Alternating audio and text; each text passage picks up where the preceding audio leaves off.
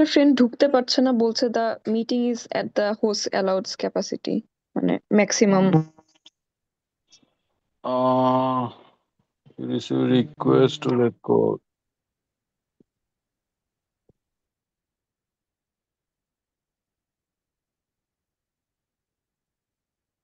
Recording in progress.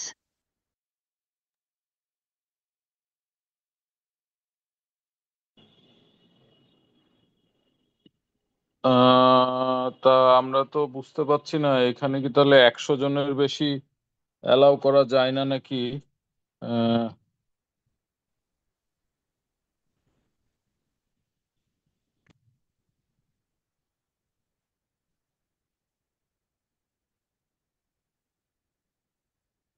আচ্ছা, অসুবিধা নাই। ওই তোমাদের পার্থ স্যার এটা রেকর্ড করছে, এটা পোস্ট করে দিবে, সমস্যা নাই। যারা জয়েন করতে পারছে না ওদেরকে মেসেজ দিয়ে দাও যে আহ, ওইটা শেয়ার করে দিবে, সো খুব একটা সমস্যা হওয়ার কথা না আর কি। আচ্ছা, আমি খুব কুইকলি তাহলে ডিসকাস করে নিই। তা হলো যে আমাদের মোটামুটি তোমার দুইটা কোয়েশ্চেন থাকবে, দুইটা না তিনটা, দুইটা মতো কোয়েশ্চেন থাকবে, তিনটা কোয়েশ্চেন থাকবে আর কি। চ্যাপ্টার 1 থেকে থাকবে, আর বাকিটা চ্যাপ্টার 1 থেকে একটা কোয়েশ্চেন থাকবে, চ্যাপ্টার 2 থেকে দুইটা কোয়েশ্চেন থাকবে। প্রত্যেকটার ভেতরে আবার আলাদা আলাদা সেকশন আছে আর কি। সেকশন মানে ওই সাব কোয়েশ্চেন ABC এরকম আছে। চ্যাপ্টার 1 এর যে কোয়েশ্চেন গুলো সেগুলো মেইনলি ম্যাথ বেস, আর কিছু হয়তো বেসিক কিছু ডেফিনেশন যেগুলো তোমাদের পারারই কথা। ম্যাথ বেজের ক্ষেত্রে তোমার ইনিশিয়াল যে আমাদের পারফরমেন্সের ক্যালকুলেশন গুলো সেগুলো, দেন তোমার আমাদের আমদালস ল এর কিছু ম্যাথ থাকতে পারে। আবার স্পেক রেশিওর আমরা যেগুলো ক্লাসে করেছিলাম, স্পেক রেশিও থেকেও আমাদের তোমার ম্যাথ থাকার একটা সম্ভাবনা আছে। আমরা ডেটা মোটামুটি সব প্রোভাইড করব, সো তার উপরে বেস করে তোমাদের হয়তো এই ম্যাথ গুলো সলভ করতে হবে। এরপরে আমাদের চ্যাপ্টার 2 এ যেটা আছে, চ্যাপ্টার 2 এ তোমাদের এনকোডিং করতে হবে। এনকোডিংটা এমন হতে পারে যে তোমাদের ছোট একটা কোড আমরা সি কোড তুলে দিলাম, এবং সেই সি কোডের উপরে বেস করে তোমাদের হয়তো কয়েক লাইনের রিস কোড লিখতে হবে, এবং সেখানে সেগুলোকে আইডেন্টিফাই করে তারপরে এনকোড করতে হবে। এইটা একটা হতে পারে। অথবা আর এক ধরনের হতে পারে যে আমরা তোমাদের সিকোয়েন্স অফ রিস কোড লিখলাম, হয়তো লেটসে 5-6 লাইন 7 লাইনের রিস কোড তোমাদেরকে দিলাম। সেই রিস কোড থেকে আমরা তোমাদের হয়তো বললাম যে এই সিকোয়েন্স অফ কোডের মধ্যে টাইপ আইডেন্টিফাই করে সেটাকে এনকোড করো। আমি যখন বলছি সে সময় কারো যদি কোনো কোয়েশ্চেন থাকে সাথে সাথে আমাকে জিজ্ঞেস করবো আর কি। সো এই সিকোয়েন্স অফ কোডের মধ্যে থেকে হয়তো আমরা তোমাদের বলতে পারি যে তুমি টাইপস অফ, মানে এর মধ্যে থেকে তুমি ইনস্ট্রাকশনের টাইপ গুলো আইডেন্টিফাই করে সেটাকে এনকোড করো। এই ক্ষেত্রে আমরা তোমার যে ভ্যালুগুলো তোমাদের জানার প্রয়োজন নাই, আমরা ক্লাসে যেগুলো ডিসকাস করেছি সেই ভ্যালুগুলো আমরা দিয়ে দিব। যেমন ধরো অপকোডের ভ্যালু, ফাংশনের ভ্যালু, এই ভ্যালুগুলো আমরা প্রোভাইড করব। যদি কোয়েশ্চেনে সেগুলো প্রোভাইড করা না থাকে তাহলে হয় ব্ল্যাঙ্ক রাখবা বা ওই যে ক্রস চিহ্ন দিয়ে দিবা, এরকম কিছু একটা করবা। কিন্তু নিজে থেকে মেমোরাইজ করে লেখার চেষ্টা করো না, কারণ ঠিক হলে তো ঠিক হলোই, ভুল হলে কিন্তু এটার জন্য আবার মার্কস কাটা যাবে। সো যদি দেয়া না থাকে তাহলে এটা নিয়ে আবার ওয়ারিড হয়েও না যে এটা দেয়া নাই কিভাবে কি করব। যেটা দেয়া নাই সেইটা, যেমন ধরো যে আমি যদি বলি বিইকিউ, এখন বিইকিউ তোমার যদি এনকোড করতে বলি আর আমি বিইকিউ এর আমি অপকোড তোমাদের না দেই, তাহলে অপকোড ফিল্ডে তোমরা জাস্ট ব্ল্যাঙ্ক রেখে দিবা অথবা ক্রস দিয়ে দিবা। কিন্তু মেক শিওর যে ক্রস যখন দিবা সেক্ষেত্রে ওই ফিল্ডের লেন্থ যা 7 বিট যদি হয় তাহলে তোমাকে 7টা ক্রস দিতে হবে, ভুল কোনো কিছু দেয়া যাবে না। রাইট? আচ্ছা, এইটা গেল যে মানে দুই ধরনের ইয়ে হতে পারে যে আমরা সি কোড দিয়ে দিলাম, সি কোড থেকে তোমরা রিস কোড লিখবা এবং রিস লেখার পরে সেটা টাইপ আইডেন্টিফাই করে এনকোড করলা। আর আরেকটা হলো যে আমরা হয়তো সিকোয়েন্স অফ কোড তোমাদের দিয়ে দিলাম রিস কোড, তোমাদের জাস্ট আইডেন্টিফাই করতে বললাম যে টাইপ, এবং সেখানে এনকোড করতে বললাম। এখন আমি প্রথম যেটা বললাম, যদি এইটা এই ধরনের কিছু থাকে তাহলে সেখানে একটু ওয়েট বেশি থাকবে আর কি, আর যদি দ্বিতীয় যেটা বললাম সেটাতে ওয়েট একটু কম থাকবে। এই পর্যন্ত কারো কোনো সমস্যা আছে? না স্যার, নাই। আচ্ছা, এরপরে তোমার আরেক ধরনের যেটা বেসিক্যালি যেটা আসবে, যে যদি আমরা তোমাদের সি কোড তুলে না দেই, যদি সিকোয়েন্স অফ রিস্ক কোড দিয়ে সেখান থেকে আইডেন্টিফাই করতে বলি, তাহলে তোমাদের ছোট ছোট কিছু সি কোড দেয়া থাকবে হয়তোবা। আহ, ওই মানে হয়তো রিস্ক কোড তোমার খুব বেশি হলে 4-5 লাইন এর ম্যাক্সিমাম কোড হতে পারে হয়তোবা। এরকম ছোট ছোট 2-3টা কোড দেয়া থাকবে। আমরা এই কারণেই ছোট ছোট কোড দেওয়ার চিন্তা ভাবনা করব বা করছি, কারণটা হলো যে বড় কোড দিলে অনেক সময় অনেকে ভুল করে। সো দেখা যায় যে একটাতে যদি আমি লেটসে 7-8 মার্কস দিয়ে দেই, ওইটা ভুল হলে পুরো মার্কসটাই পাবে না। সো এই জন্য আমরা যদি এরকম কিছু থাকে কোশ্চেনে, তাহলে সেখানে 2-3টা ছোট ছোট কোড তোমার কোড থাকবে। সো ওই 7-8 মার্কস ওই 2-3টার মধ্যে ভাগ হয়ে যাবে আর কি। ঠিক আছে?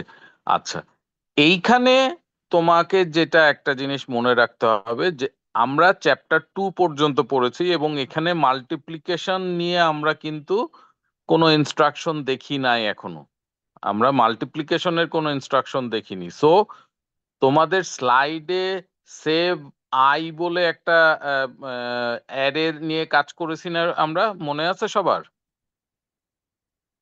সবার মনে স্যার আছে এটা? Shifting left right shift. Left হ্যাঁ, শিফট তো করে যে যেটা স্যার মানে 2 টু এইটা দি পাওয়ার এইটা দ্বিগুণ।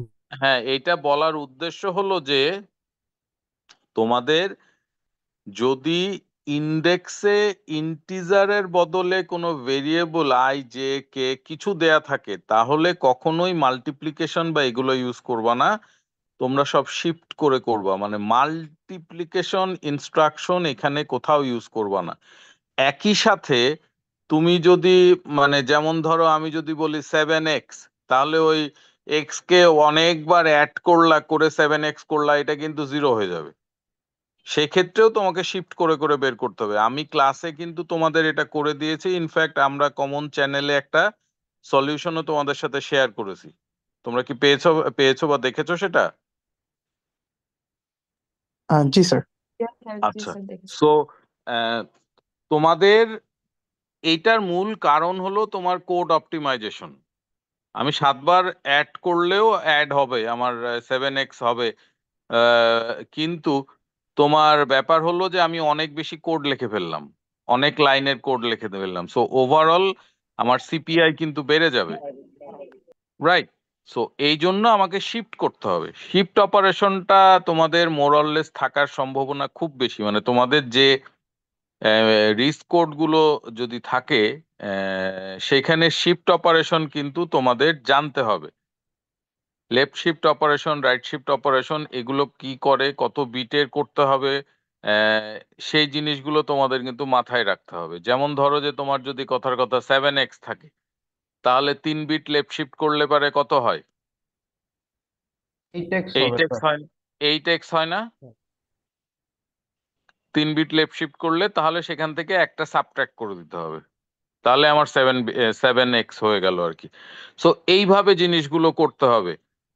এইটুকুতে কারো কোনো প্রবলেম আছে? বড় স্যার কোড নিয়ে চিন্তা করো না, যে অনেক বড় ধরো হ্যালো 10-12 লাইন 14 লাইনের কোড হবে, এরকম না। তোমার ছোট ছোট কোড থাকবে। আমরা আমরা ইন্টেনশনালি এটা করেছি সো দ্যাট তোমরা সবাই যাতে মানে একটা 2 মার্কের কোয়েশ্চেন যদি একটু ভুল করো তাহলে সেখানে 2 কাটা যাবে, কিন্তু একটা 5-7 মার্কসের একটা কুইজ, একটা কোডে যদি কোনো হ্যালো ভুল হয়, মেজর ভুল হলে 5-7 মার্কসই কাটা যাবে আর কি। সো এই জন্য মাল্টিপুল ছোট ছোট কোড থাকবে। হ্যাঁ, কেউ কিছু বলছিল? স্যার জি স্যার একটা দেখাবেন একটু এক্সাম্পল কাইন্ডলি? স্যার আহ, হ্যাঁ, আচ্ছা স্যার, আমাদের কি স্যার অ্যান্ড অর এক্সঅর এর অপারেশন গুলো কি স্যার লাগবে? অ্যান্ড আর এক্সর, জি স্যার, অ্যান্ড অর এক্সঅর। এটা তো লজিক্যাল অপারেশন। যদি তোমার কিছু থাকে সেটা তো তোমার হতেই পারে যে তোমার লেটসে দুইটা ভ্যালু, তোমাকে দুইটা রেজিস্টারে দুইটা ভ্যালু দিয়ে দিল, বললো যে তুমি এইটার অ্যান্ড করার পরে বা অর করার পরে অ্যাকচুয়ালি ডেস্টিনেশন আউটপুটটা কত আসবে সেটা বের করো। তো সেক্ষেত্রে তোমার অ্যান্ড অর অপারেশন হতেই পারে। Hello okay sir, sir. হ্যাঁ, স্যার একটু একটু দেখাবেন একটা এক্সাম্পল স্যার, কিসের? শিফটেডটা একটু স্যার কাইন্ডলি। শিফটের এক্সাম্পল অলরেডি শেয়ার করা আছে। আচ্ছা, মানে ওই টাইপের, রাইট স্যার? হ্যাঁ, ওকে স্যার। ঠিক আছে। ওইটা তোমার ইয়ে করা আছে। এইটার সাথে আমাদের আরেকটা যেটা থাকার সম্ভাবনা আছে তা হলো যে তোমার ট্রু ফলস কিছু কোয়েশ্চেন থাকতে পারে, 2-3টা কোয়েশ্চেন তোমার ট্রু ফলস এর থাকতে পারে। সেখানে কোয়েশ্চেন পড়ে বা যে ইনস্ট্রাকশন যদি কিছু দেয়া থাকে বা কিছু একটা দেয়া থাকবে, সেটা হয় ট্রু হতে পারে বা ফলস হতে পারে। এখন তুমি শুধু ট্রু বা ফলস যদি লেখো তাইলে কিন্তু হবে না। এই ট্রু বা ফলস কেন হচ্ছে সেটা এক লাইনে এক্সপ্লেন করে দিতে হবে, যে কেন ট্রু বা তুমি কেন এটাকে ট্রু বলছো বা তুমি কেন এটাকে ফলস বলছো। এই 2-3টা এরকম কোয়েশ্চেন তোমাদের থাকতে পারে। সো এই মোটামুটি আমাদের, যেহেতু আমরা খুব একটা বেশি কিছু এবার কাভার করতে পারিনি, সো তোমার যেটা যে আমাদের কোয়েশ্চেনেও তোমার ওরকম ভেরিয়েশন তেমন কিছু নাই। সো আমার মনে হয় এই মোটামুটি জিনিস। তারপরে আরো কিছু জিনিস, যেমন আমরা ওই লুই, অ্যাডাই, এই ইনস্ট্রাকশন গুলো দেখেছি না ক্লাসে? জি জি স্যার। স্যার। হ্যাঁ, এইগুলোর ব্যবহার কিভাবে করতে হয় তোমার, সেই জিনিসগুলো একটু মাথায় রেখো আর কি। মানে কখনো এটা হয়তো কোডের মধ্যে বা কোথাও এটার প্রয়োজন পড়তে পারে আর কি। সো সেটা আইডেন্টিফাই করে যে কোন জায়গাটায় ব্যবহার করতে হচ্ছে বা আদৌ হচ্ছে কিনা, মানে আমি বললাম বলেই যে কোশ্চেনে থাকবে নট নেসেসারি, কিন্তু জিনিসগুলো জেনে রাখো আর কি। রাইট। আর এমনও হতে পারে যে তোমার ধরো যে অনেকগুলো সিকোয়েন্স অফ কোড তোমার দেয়া থাকতে পারে, তারপরে সেখান থেকে সিপিআই বের করতে তোমাকে দিতে পারে। যদি তোমার সব ডেটা দেয়া থাকে তাহলে জাস্ট কাউন্ট করে বের করে ফেলবা যে সিপিআই কত হতে পারে, বা তোমার এভারেজ সিপিআই মানে তো আসলে এভারেজ সিপিআই কত হতে পারে সেগুলো তোমাদের হয়তো বের করতে। মানে মোর অরলেস তুমি যদি এখন এই পরীক্ষার আগের রাতে সিলেবাস তুমি যদি আবার নিজে সাজেশন তৈরি করতে চাও তাহলে কিন্তু সমস্যা হবে। কারণ আমি বারবারই বলছি যে আমরা কিন্তু খুব একটা বেশি কিছু পড়াইনি। সো আমরা যা পড়িয়েছি সবই কিন্তু কোশ্চেনে আছে, কোনো না কোনো ফর্মে কোশ্চেনে আছে। সো পুরো সিলেবাসটাই কাভার করে যাবা, এবং কোশ্চেনে কিন্তু মোটামুটি পুরো সিলেবাস টাচ করা আছে। মানে এমন না যে ওই পার্টটা একেবারে বাদ দিয়ে দেওয়া আছে। হয়তো তুমি, এমন হতে পারে যে মেজর জায়গাতে তুমি দেখলা যে ওইটার কোশ্চেন নাই, কিন্তু কথার কথা এমন 1 মার্কের একটা কোশ্চেন ওখানে লেজুর হিসেবে জুড়ে দিয়েছে। সো পুরো 2টা চ্যাপ্টার যতটুকু ক্লাসে কাভার করা হয়েছে পুরোটাই পড়ে যাবা, পুরোটাই বুঝে যাবা। আর মানে অনেক বেশি ডেসক্রিপটিভ কোনো কিচ্ছু নাই, ডেসক্রিপটিভ তেমন কিছুই নাই।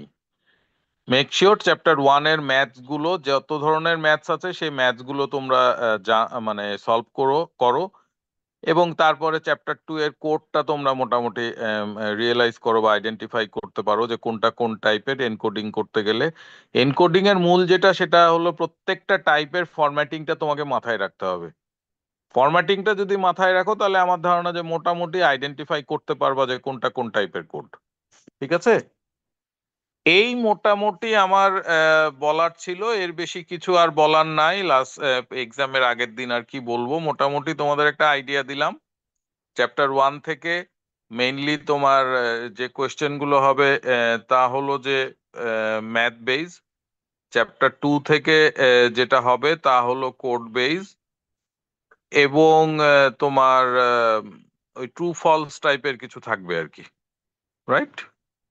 কারো কিছু যদি বলার থাকে তাহলে আমাকে জিজ্ঞেস করতে পারো, আদারওয়াইজ আমার মনে হয় যে আমরা মোটামুটি একটা রিভিউ করে ফেলেছি। আম, এখন জাস্ট প্রিপারেশন নাও আর কি। স্যার স্যার স্যার কোয়েশ্চেন আমাদের ছিল। সেন্ট্রাল অ্যাসাইনমেন্টের কোশ্চেন 3টা স্যার, এটা নিয়ে মনে হয় অনেক মানুষের সমস্যা ছিল স্যার। সেন্ট্রাল অ্যাসাইনমেন্টের কোশ্চেন 3টা। অ্যাসাইনমেন্টের কোনো ইস্যু যদি থাকে তাহলে তোমরা পার্থর সাথে পার্সোনালি যোগাযোগ করতে পারো, কারণ আমরা অ্যাসাইনমেন্টের সলিউশনটা এই মুহূর্তে দিতে পারছি না। এক্সপ্লেন করে দিলে হবে স্যার, পার্থর কোশ্চেনটা সাথে একটু কাইন্ডলি তোমরা সলিউশন না দিলে। ইন্ডিভিজুয়ালি সাথে তোমরা যোগাযোগ করো। ওটা পার্থর সাথে আমার কথা হয়েছে, পার্থ আমাকে বলেছে যে যাদের অ্যাসাইনমেন্টে কোনো ইস্যু আছে তারা তার সাথে ডিরেক্ট যোগাযোগ করতে পারবে। স্যার আমার একটা স্যার কোয়েশ্চেন একটা কোয়েশ্চেন ছিল। বলো। স্যার আমরা হচ্ছে আমরা কি টেম্পোরারি যে রেজিস্টার গুলো সেগুলো কি মাল্টিপল রেজিস্টার ইউজ করতে পারবো কিনা? কারণ হচ্ছে অনেক সময় কোডে দেখা হচ্ছে X5 বারবার আমরা টেম্পোরারি ভ্যালু গুলো স্টোর করছি, কিন্তু আমি যদি X5 X6 ইউজ করি তাহলে কি সমস্যা হবে সমস্যা হবে মানে কোড অপটিমাইজ ফর হবে না। ডিফারেন্ট ডিফারেন্ট হ্যাঁ, টাস্ক যেগুলো থাকে? অপটিমাইজড কোড না হলে মার্কস কাটা যাওয়ার সম্ভাবনা আছে। তুমি আননেসেসারি রেজিস্টার হোল্ড করে রাখতে পারবে না, জাস্ট বিকজ আমাদের কাছে কিন্তু অনেক রেজিস্টার নাই যে একটা রেজিস্টার তুমি হোল্ড করে রেখে দিলা। তুমি টেম্পোরারি রেজিস্টার মানেই হচ্ছে ওই ভ্যালুটা টেম্পোরারিলি ওই ইনস্ট্রাকশনের জন্যই হয়তো বা কাজে লাগছে বা পরের ইনস্ট্রাকশনে কাজে লাগছে, তারপরে আর ওই রেজিস্টারের ভ্যালুটা কাজে লাগছে না। সো যেহেতু কাজে লাগছে না, তুমি ওই রেজিস্টারটাকে রিইউজ করে ফেলো। তুমি ওইটাকে ওইভাবেই রেখে দিলা, দিয়ে নতুন আর একটা রেজিস্টার ব্যবহার করলা, এটা কিন্তু অপটিমাইজ কোড হলো না। সো সেক্ষেত্রে মার্কস কাটা যাওয়ার ওকে স্যার, সম্ভাবনা খুব বুঝতে বেশি। পেরেছি। আর একজনা কে যেন কি বলছিল? হ্যাঁ স্যার, মানে রেজিস্ট্রারের যে ইয়েগুলো আছে টেম্পোরারি বা যেটাই হোক, ওগুলাতে তো প্র্যাকটিক্যাল সেন্সে তো বাই ডিফল্ট 0 থাকে, কিন্তু আমরা কোড লেখার সময় কি ধরে নিব যে, মানে ধরা যাক যদি 1 বসাইতে চাই তাহলে কি X0 এর সাথে 1 অ্যাড করে তারপরে 1 বানাবো, নাকি ওইটার সাথেই অ্যাড করে দিব? কারণ X0 সাথে 1 অ্যাড করলে কি সেটা 1 হবে? স্যার মানে X0 তে যে ভ্যালুটা থাকে আর কি, অ্যাড আই দিয়ে X0 তে কি থাকে বাবা? 0 থাকে সব সময়। আচ্ছা, এই জিরোটা কি আমি কখনো চেঞ্জ করতে পারবো? স্যার চেঞ্জ করব না, মানে ধরা যাক X5 এ আমি 1 নিতে চাই, তাহলে আচ্ছা, X5 মানে অ্যাড হ্যাঁ, X। তুমি এটা এটা মানে এখনকার জন্য এটা চিন্তা করে নিতে পারো যে হ্যাঁ ওইটা 0 থাকুক বা যেটাই থাকুক, তুমি যে ভ্যালুটা দিতে চাচ্ছ প্রিভিয়াস ভ্যালুটা রিপ্লেস হয়ে রেজিস্টার যদি 32 বিট বা 64 বিট হয়, তাহলে ওই ভ্যালুটা সাইন এক্সটেন্ডেড হয়ে 64 বিট বা 32 বিটে আগের আগের ভ্যালুকে রিপ্লেস করে দিবে।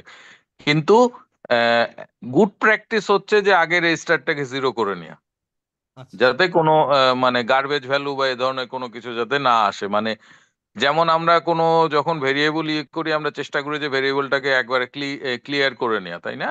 0 জি করে নেওয়া বা সো একইভাবে রেজিস্টারকেও আমাদের যদি আমরা যদি 0 করে নিতে পারি, তাহলে পরে আর আমাদের ওই ভয়টা থাকলো না যে অন্য কোনো ভ্যালু ওইখানে থাকতে পারে বা কিছু একটা হতে পারে। বাট এক্সামের ক্ষেত্রে তোমরা এটা লিখতে পারো, যেমন আমি আমার সেকশন গুলোতে বলেছি যে যখন এক্সামের সময় তুমি কোনটা টেম্পোরারি কোনটা সেভ রেজিস্টার এত কিছু চিন্তা না করে কোডটা ঠিক লেখার চেষ্টা করো, এইটা আমি বলেছি। সো আমি হয়তো কোড দেখার সময় দেখবো না যে তুমি টেম্পোরারির জায়গায় সেভ রেজিস্টার ইউজ করেছো নাকি সেভের জায়গায় টেম্পোরারি রেজিস্টার ইউজ করেছো। তো কারণ হলো যে আমার মেইন ইয়ে হচ্ছে কোড। তুমি যখন অ্যাকচুয়াল কোড লিখবা সিস্টেমে অ্যাসেম্বলারে যে, এবং ম্যানুয়াল তোমার কাছে থাকবে, তুমি তখন বুঝতেই পারবা কোন রেজিস্টারটা কোথায় ইউজ করতে হবে। এখন এক্সামের জন্য তুমি যে কোনো রেজিস্টার ওখানে ইউজ করতে পারো, কোনো সমস্যা নাই। জি স্যার, বুঝতে পারছি। আর কারো কিছু বলার আছে?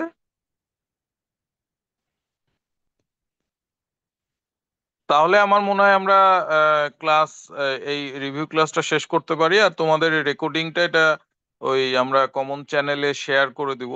সো যারা জয়েন করতে পারেনি তারা রেকর্ডিংটা দেখে নিবে। আমার মনে হয় রেকর্ডিংটা দেখলেই হবে, এর বাইরে তেমন তো কিছু মনে হয় জানারও নাই তো। স্যার